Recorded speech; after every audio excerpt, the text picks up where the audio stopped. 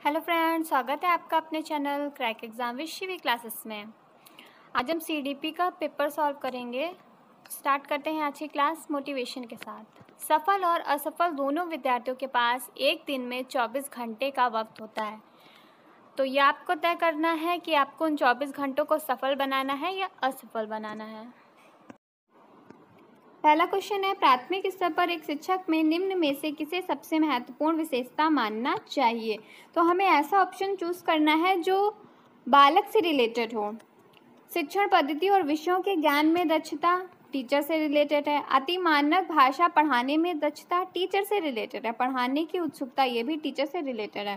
Right answer इसका हो जाएगा धैर्य और दृढ़ता, क्योंकि धैर्य और दृढ़ता किसके प्रति होगी, बच्चों के प्रति होगी। तो राइट आंसर धैर्य और दृढ़ता हो जाएगा। ट्रिक वाली वीडियो में मैंने बताया भी है।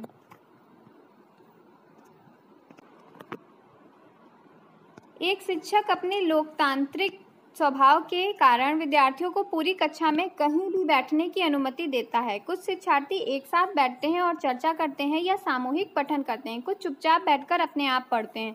एक अभिभावक को यह पसंद नहीं आता। इस स्थिति से निपटने के लिए कौन सा तरीका सबसे बेहतर होगा। अभिभावकों को प्रधानाचार्य से अनुरोध करना चाहिए कि बच्चे का अनुभाग बदल दें। बिल्कुल गलत, क्योंकि हमें बच्चों को अलग नहीं करना है। अभिभावकों को शिक्षकों पर विश्वास करना चाहिए और शिक्षक के साथ समस्या पर चर्चा करनी चाहिए। राइट आंसर हो सकता है, लेकिन बाकी भी पढ़ेंगे। अभिभावकों को उस विद्यालय से अपने बच्चों को निकाल देना चाहिए। बच्चे को बिल्कुल नहीं निकालना है। अभिभावकों को प्रधानाचार्य से शिक्षक की शिकायत करनी चाहिए। शिक्षक की शिकायत भी नहीं करनी। राइट आंसर हो जाएगा हमारा बी। देखा हमने कितनी ईजिली सॉल्व कर लिया। वह अवस्था जब बच्चा तार्किक रूप से वस्तुओं व घटनाओं के विषय में चिंतन प्रारंभ कर देता है। जब बच्चा तार्किक रूप से किसी वस्तुओं को या घटनाओं को सोचने लगता है, चिंतन प्रारंभ कर देता है। ये किसके है? ये जीन पियाजे के। जीन पियाजे ने 4 अवस्थाएं बताई हैं: संवेदी प्रेरक, पूर्व संक्रियात्मक, मूर्त संक्रियात्मक और औपचारिक संक्रियात्मक अवस्था। तो जब भी बच्चा तार्किक रूप से वस्तुओं और घटनाओं के विषय में चिंतन प्रारंभ कर देता है तो वो हमारी मूर्त संक्रियात्मक अवस्था होती है। अगर अतार्किक कहता तो औपचारिक, इसका राइट आंसर हो जाता। मन का मानचित्रण संबंधित है साहसिक कार्यों की योजना से, मन का चित्र बनाने से, मन की क्रियाशीलता पर अनुसंधान से या बोध समझ बढ़ाने की तकनीक से। तो मन का मानचित्रण का अर्थ है मन की क्रियाशीलता पर अनुसंधान से, कि मन हमारा कितना क्रियाशील है, कितना अनुसंधान कर सकता है। तो इसका राइट आंसर हो जाएगा सी। विशेष रूप से प्राथमिक स्तर पर विद्यार्थियों को सीखने संबंधी समस्याओं को संबोधित करने का सबसे बेहतर तरीका क्या हो सकता है। सीखने संबंधी समस्या है और उसको बेहतर तरीके से सीखना है। महंगी और चमकदार सहायक वस्तुओं का प्रयोग बिल्कुल नहीं। मास्टर साहब महंगी और चमकदार सहायक सामग्री का प्रयोग करके कैसे सिखाएंगे, बिल्कुल गलत है। महंगी चीज़ों को हमें इम्पोर्टेंस नहीं देनी है। सरल और रोचक पाठ्य पुस्तकों का प्रयोग, ये भी बिल्कुल नहीं है, क्योंकि बहुत से ऐसे क्लास भी होते हैं जहाँ पे पाठ्य पुस्तक नहीं होती, फिर भी शिक्षण कार्य करना पड़ता है। कहानी कथन पद्धति का प्रयोग करके, कहानी कथन से तो रचनात्मकता आएगी, कल्पनाशीलता आएगी, लेकिन समस्याओं को संबोधित करने के लिए तरह तरह के हमारे क्लास में बच्चे होंगे और क्षमता के अनुरूप हमें शिक्षण पद्धतियों का प्रयोग करना है। तो राइट आंसर हो जाएगा डी। क्षमता के अनुरूप, यानी कि अंधा बच्चा है तो ब्रेल लिपि, अगर बच्चा सुन नहीं सकता तो उसको हम आगे बैठाएंगे। इस तरह की क्षमता के अनुसार शिक्षण पद्धति अपनाएंगे। निम्न में से कौन सा शिक्षार्थियों में सृजनात्मकता का पोषण करता है। प्रत्येक शिक्षार्थी की अंतर्जात प्रतिभाओं का पोषण करने के लिए अवसर उपलब्ध कराना। अवसर ट्रिक में बताया था, तो अवसर ये राइट आंसर हो सकता है। बाकी देख लेते हैं। विद्यालय जीवन के प्रारंभ में उपलब्धि के लक्ष्यों पर बल देना। हमें किसी भी प्रकार के बच्चों को उपलब्धि नहीं देनी है। अच्छे अंक के लिए कोचिंग नहीं देनी है, ये भी राइट नहीं होगा। अच्छी शिक्षा के व्यवहारिक मूल्यों के लिए विद्यार्थियों का शिक्षण करना। व्यवहारिक मूल्य भी नहीं देने। तो राइट आंसर हमारा हो जाएगा ऑप्शन नंबर ए। पियाजे के अनुसार निम्नलिखित में से कौन सी अवस्था में बच्चा अमूर्त संकल्पनाओं के विषय में तार्किक चिंतन प्रारंभ कर देता है। अमूर्त के बारे में कहेगा तो औपचारिक संक्रियात्मक अवस्था इसका राइट आंसर हो जाएगा। पियाजे मोस्ट इम्पॉर्टेंट है। पियाजे से 1 से 2 क्वेश्चन जरूर आपको देखने को मिलेंगे हर पेपर में, तो पियाजे जरूर पढ़िएगा।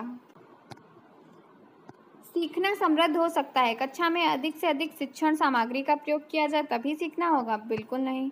शिक्षक विभिन्न प्रकार के व्याख्यान और स्पष्टीकरण का प्रयोग करे, व्याख्यान भी नहीं देना है। कक्षा में आवधिक परीक्षाओं पर ध्यान दिया जाए, परीक्षाओं पर भी ध्यान नहीं देना है। राइट आंसर हो जाएगा वास्तविक दुनिया से उदाहरण को कक्षा में लाया जाए और अंतरक्रिया करे। देखिए अंतरक्रिया वर्ड भी आ गया है और बच्चे को हमें सामूहिक क्रिया भी करवानी है, तो राइट आंसर इसका हो जाएगा डी।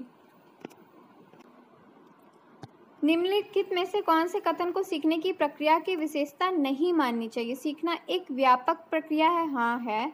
सीखना लक्ष्य उन्मुखी प्रक्रिया है, ये भी सही है। अनधिगम भी सीखने की प्रक्रिया है, ये भी बात सही है। लेकिन शैक्षिक संस्थान ही एकमात्र स्थान है जहाँ पर अधिगम होता है, ये बात बिल्कुल गलत है। तो इस क्वेश्चन का राइट आंसर हो जाएगा डी, क्योंकि केवल शिक्षण संस्थान में ही बच्चा नहीं सीखता, बच्चा अपना घर परिवार में सीखता है, पास पड़ोस में सीखता है, जहाँ से भी उसे सीखने को मिलता है वहाँ से सीखता है। तो राइट आंसर हो जाएगा इसका डी ऑप्शन, क्योंकि क्वेश्चन में नहीं पूछा हुआ है। 5वीं कक्षा के दृष्टिबाधित विद्यार्थी के माता पिता और मित्रों द्वारा उसे दैनिक कार्य करने में सहायता देनी चाहिए, बिल्कुल नहीं। के साथ कक्षा में सामान्य व्यवहार किया जाना चाहिए और श्रव्य सीडी के माध्यम से सहायता उपलब्ध करानी चाहिए, राइट आंसर हो सकता है। के साथ कक्षा में विशेष व्यवहार किया जाना चाहिए, बिल्कुल स्पेशल कोई भी इंस्ट्रक्शन या स्पेशल नीड नहीं देनी है। को निचले स्तर के कार्य की छूट मिलनी चाहिए, ऐसा भी नहीं है कि कोई छूट मिले। तो हम क्या करेंगे, अगर दृष्टि बाधित है तो हम उनके साथ सामान्य व्यवहार करेंगे और उनके अनुकूल सीडी के माध्यम से सहायता उपलब्ध कराएंगे। तो ये ट्रिक के अकॉर्डिंग भी हमारा राइट आंसर यही होगा। निम्न में से कौन से बच्चे की सामाजिक मनोवैज्ञानिक आवश्यकताओं के साथ संबंधित नहीं है? सामाजिक मनोवैज्ञानिक आवश्यकताएं जो समाज में भी हो और सामाजिक मनोवैज्ञानिक भी हो, लेकिन पूछ रहा है यहाँ पे क्या नहीं है। संवेगात्मक सुरक्षा, तो ये तो सामाजिक होती है। शरीर में अपशिष्ट पदार्थों को नियमित रूप से बाहर निकालना, ये हमारे शरीर की क्रिया है, ना कि सामाजिक या मनोवैज्ञानिक। तो ये राइट आंसर हो जाएगा। संगीत की आवश्यकता, ऐसा नहीं है। सामाजिक अनुमोदन और सराहना की आवश्यकता भी नहीं है, तो राइट आंसर हो जाएगा हमारा बी ऑप्शन। वह कौन सा स्थान है जहां बच्चे के संज्ञानात्मक विकास को बेहतर तरीके से परिभाषित किया जा सकता है? विद्यालय और कक्षा का वातावरण, सभागार, घर या खेल का मैदान? तो राइट आंसर हो जाएगा इसका ए, विद्यालय और कक्षा का वातावरण, क्योंकि विद्यालय में बच्चा सीखता है और कक्षा के पर्यावरण में भी सीखता है। तो राइट आंसर घर, सभागार और खेल का मैदान, ये इतने अप्रोप्रिएट आंसर नहीं है जितना कि फर्स्ट आंसर है। तो राइट आंसर हो जाएगा ए। डैश को एक अभिप्रेरित शिक्षण का संकेतक माना जाता है? शिक्षक द्वारा किया गया उपचारात्मक कार्य, विद्यार्थियों द्वारा प्रश्न पूछा, कक्षा में एकदम खामोशी या अधिकतम उपस्थिति? कक्षा में उपस्थिति होगी तो अभिप्रेरित शिक्षण होगा, ऐसा कुछ भी नहीं है। खामोश रहेंगे बच्चे तो भी क्या सीख पाएंगे? शिक्षण द्वारा किया गया उपचारात्मक कार्य तब होता है जब कोई समस्या उत्पन्न होती है, यहाँ कोई समस्या नहीं है। और तो अभिप्रेरित शिक्षण का संकेतक होगा विद्यार्थियों द्वारा प्रश्न पूछना। विद्यार्थी आपसे प्रश्न पूछेंगे, आप विद्यार्थी से प्रश्न पूछेंगे, तो ये क्या होगा, एक अभिप्रेरित शिक्षण कार्य होगा। राइट आंसर हो जाएगा इसका बी। निम्न में से कौन सा बुद्धिमान बच्चे का लक्षण नहीं है? वह जो प्रवाहपूर्ण और उचित तरीके से संप्रेषण करने की क्षमता रखता हो। तो बुद्धिमान बच्चे ऐसी क्षमता बिल्कुल रखते हैं। वह जो अमूर्त रूप से सोचता हो, अमूर्त रूप से भी सोचते हैं, नए परिवेश में स्वयं को समायोजित भी कर लेते हैं। नहीं पूछ रहा है तो हमें निगेटिव आंसर चुनना है। वह जो लंबे निबंधों को बहुत जल्दी रटने की क्षमता रखता हो। बुद्धिमान बच्चा क्यों रटेगा, वो तो कल्पनाशील होगा, सृजनात्मक होगा, तो वो सृजनात्मकता करेगा। तो इसका क्वेश्चन का राइट आंसर हो जाएगा डी ऑप्शन। बच्चे दुनिया के बारे में अपनी समझ का सृजन खुद करते हैं, इसका श्रेय किसको जाता है? पावलोव, स्किनर, कोहलबर्ग या प्याजे? तो ये प्याजे जी का कथन है। प्याजे ने बच्चे को नन्हा वैज्ञानिक भी कहा है और उनका ही ये कथन है कि बच्चे दुनिया के बारे में अपनी समझ का सृजन करते हैं। कृतिका अक्सर घर में ज़्यादा बात नहीं करती, लेकिन विद्यालय में वो काफ़ी बात करती है, क्यों? शिक्षकों की मांग होती कि बच्चे विद्यालय में खूब बात करें, ऐसा बिल्कुल भी नहीं है। कृतिका को अपना घर बिल्कुल पसंद नहीं है, ऐसा भी नहीं है। उसके विचारों को विद्यालय में मान्यता मिलती है, ये राइट आंसर हो सकता है, क्योंकि वहाँ पर लोग उसके विचार को सुनते हैं और सुनकर उस पर प्रतिक्रिया करते हैं, इसलिए वो ज़्यादा बात करती है। विद्यालय हर समय बच्चों को खूब बात करने का अवसर देता है, ये भी नहीं। तो राइट आंसर हो जाएगा हमारा सी ऑप्शन, जहाँ बच्चे के विचारों को मान्यता मिले या बच्चों को बात करने का अवसर मिले, तो वो राइट आंसर होता है। तो राइट आंसर हो जाएगा हमारा सी ऑप्शन। एक शिक्षक को अपने विद्यार्थियों की क्षमताओं को समझने का प्रयास करना चाहिए। निम्नलिखित में से कौन सा क्षेत्र इस उद्देश्य के साथ संबंधित है? सामाजिक दर्शन में समाज का होगा, मीडिया मनोविज्ञान में मीडिया का होगा, क्योंकि हम शिक्षा से रिलेटेड बात कर रहे हैं तो शिक्षा समाज में रिलेटेड होगी, लेकिन हमें विद्यार्थियों की क्षमताओं को समझने इन द सेंस कि हम उसमें मनोविज्ञान का यूज़ करेंगे। तो राइट आंसर हो जाएगा शिक्षा मनोविज्ञान। सीखने की प्रक्रिया में अभिप्रेरणा क्या करती है? पिछले सीखे हुए को नए अधिगम से अलग करती है? बिल्कुल नहीं, अभिप्रेरणा अलग करने का काम नहीं करती। शिक्षार्थियों को एक दिशा में सोचने के योग्य बनाती है? बिल्कुल नहीं, शिक्षार्थी अलग अलग दिशाओं में सोच सकता है। शिक्षार्थियों में सीखने के प्रति रुचि का विकास करती है या स्मरण शक्ति को पैना बनाती है? तो अभिप्रेरणा का संबंध रुचि से होता है। तो राइट आंसर हो जाएगा हमारा ऑप्शन नंबर सी। शिक्षा के क्षेत्र में पाठ्यचर्या शब्दावली किसकी ओर संकेत करती है? विद्यालय का संपूर्ण कार्यक्रम जिसमें विद्यार्थी प्रतिदिन अनुभव प्राप्त करते हैं, मूल्यांकन प्रक्रिया, कक्षा में प्रयुक्त की जाने वाली पाठ्य सामग्री या शिक्षण पद्धति एवं पढ़ाई जाने वाली विषय वस्तु। पाठ्यचर्या, जो हमारी पाठ्यचर्या होती है उसमें संपूर्ण कार्यक्रम आ जाता है। तो इसका राइट आंसर हो जाएगा ए। मूल्यांकन प्रक्रिया हमारी नंबरों से संबंधित है, पाठ्य सामग्री हमारी पाठ्य से संबंधित है, और विषय वस्तु जो हम पढ़ाना चाहते हैं, जो कंटेंट देना चाहते हैं उससे रिलेटेड। लेकिन जब हम पाठ्यचर्या की बात करेंगे तो उसमें हमारी सारी चीज़ें आ जाती हैं। तो राइट आंसर हो जाएगा हमारा ए।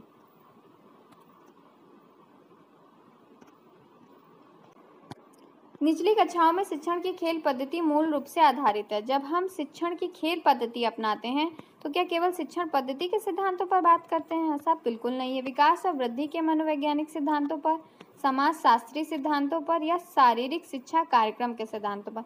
बच्चा खेल खेल रहा है, खेल पद्धति अपना रहा है, तो खेल पद्धति जब अपनाएगा तो खेल से उसका विकास भी होगा और वृद्धि भी होगी। तो राइट आंसर हो जाएगा हमारा बी।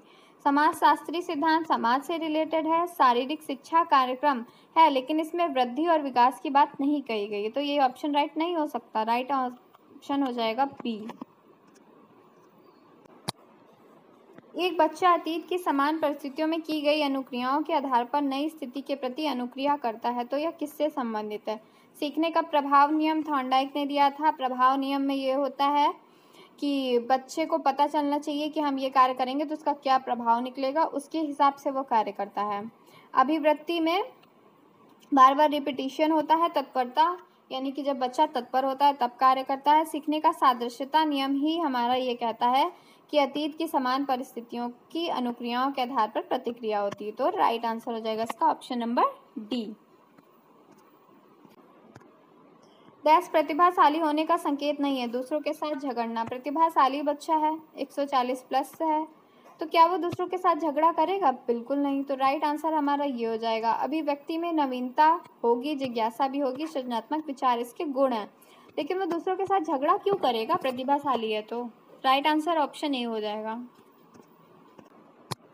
विशेष आवश्यकता वाले बच्चों को शिक्षा उपलब्ध कराई जानी चाहिए। विशेष विद्यालयों में विशेष बच्चों के लिए विकसित पद्धति द्वारा, विशेष विद्यालयों में या अन्य समान बच्चों के साथ। राइट ऑप्शन हो जाएगा डी।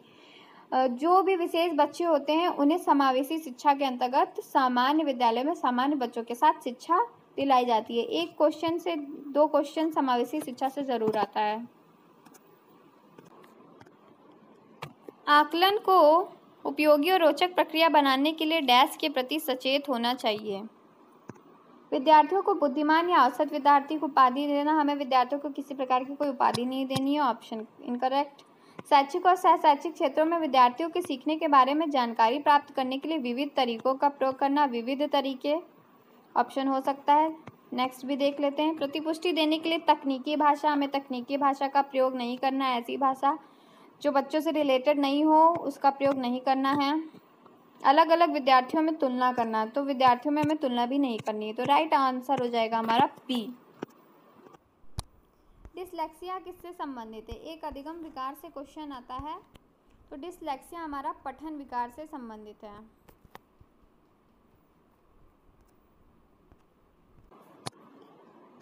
बच्चों की सीखने की प्रक्रिया में माता पिता को डैश भूमिका निभानी चाहिए। बच्चों की सीखने की प्रक्रिया में माता पिता को नकारात्मक भूमिका? बिल्कुल नहीं। तटस्थ, बिल्कुल नहीं। सहानुभूतिपूर्ण या अग्रोन्मुखी में हमें देखना है कौन सा सही आंसर है। तो सहानुभूति तो करनी चाहिए, लेकिन क्या हमेशा ही सहानुभूति करते रहना चाहिए? बच्चा निगेटिव हो जाएगा या ज़्यादा ही ओवर स्मार्ट बनने की कोशिश करेगा। तो राइट आंसर हो जाएगा अग्रोन्मुखी।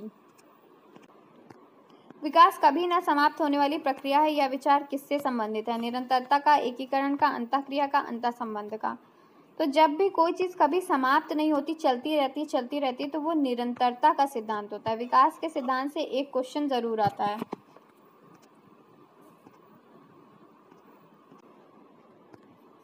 सीखने के अंतर्दृष्टि सिद्धांत को किसने बढ़ावा दिया? पावलोव, जीन पियाजे, वाइगोत्स्की या गेस्टाल्ट सिद्धांतवादी? अंतर्दृष्टि सिद्धांत सीखने का गेस्टाल्ट सिद्धांतवादी ने दिया है। तो इसका राइट आंसर हो जाएगा डी। निम्नलिखित में से किस अवस्था में बच्चे अपने समवयस्क समूह के सक्रिय सदस्य हो जाते हैं? प्रौढ़ावस्था, पूर्व बाल्यावस्था, बाल्यावस्था या किशोरावस्था? तो जब बच्चे सक्रिय सदस्य हो जाते हैं, समूहों में घूमने लगते हैं, उन्हें चीज़ें अच्छी लगने लगती है, अट्रैक्शन बढ़ता है, तो ये सारी किशोरावस्था के लक्षण है। तो राइट आंसर हो जाएगा इसका ऑप्शन नंबर डी। बच्चों के बौद्धिक विकास की 4 विशिष्ट अवस्थाओं की पहचान की गई है। ये हमने अभी ऊपर भी डिस्कस किया। पियाजे जी ने 4 अवस्थाएं बताई हैं। तो राइट आंसर हो जाएगा पियाजे। आज हमने डिस्कस किए 30 क्वेश्चन जो कि सीडीपी के थे। इसमें हमने अपनी ट्रिक्स जो पहले वीडियो में बताई थी, उस ट्रिक्स को अप्लाई करके सारे क्वेश्चन सॉल्व किए और हमारे सारे क्वेश्चन ईजिली सॉल्व हो गए। तो बताइएगा आपको क्लास कैसी लगी है। लाइक करिए, कमेंट करिए, सब्सक्राइब करिए और शेयर करिए। Thanks for watching.